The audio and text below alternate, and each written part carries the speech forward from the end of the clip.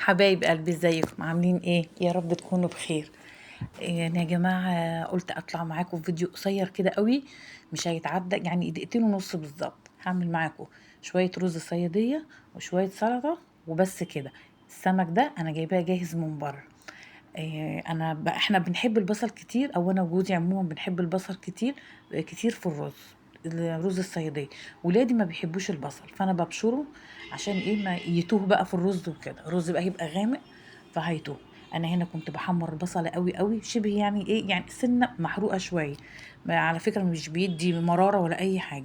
نزلت عليها بشويه فلفل اسود وشويه كمون. بحمرهم مع البصل قوي لحد ما تتحرق زي ما انتم شايفينها كده.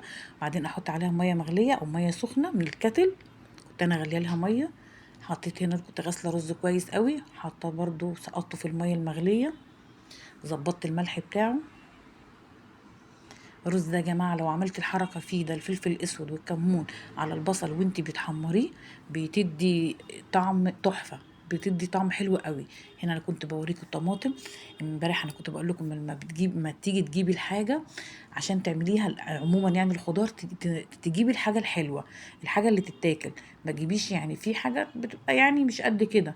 فطب ليه احنا هناكل مش يعني، فلازم نصرف على الاكل، او بمعنى اصح لازم نجيب الحاجه اللي هي الحلوه، لان العين بتاكل قبل البق زي ما انا قلت قبل كده. هنا عملت شويه سلطه كده، خيار مع خضره مع طماطم وقطعتهم. ودي السلطه البلدي بتاعتنا اللي احنا بناكلها، انا ولادي بيحبوا ياكلوها مع رز الصياديه ده. كان جوزي بقى جاب لنا سمك مقلي من بره، فانا كنت عايزه اعمله في البيت وكده. فهو قال لي لا بلاش بقى، عشان يعني ايه، يعني بيعافيني بقى النهارده يعني. فقال لي لا انا هجيب سمك جاهز من بره. طبعا هما بيحبوا المقلي، انا كنت بحب المشوي، بس اضطريت ان انا اكل معاهم مقلي وكده.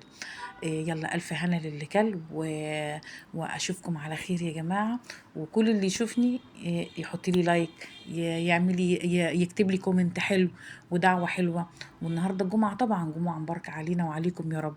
ويوم جميل ويوم هادي يا رب دايما علينا وعلى كل اللي بيسمعني. اشوف وشكم على خير في فيديو جديد. باي باي.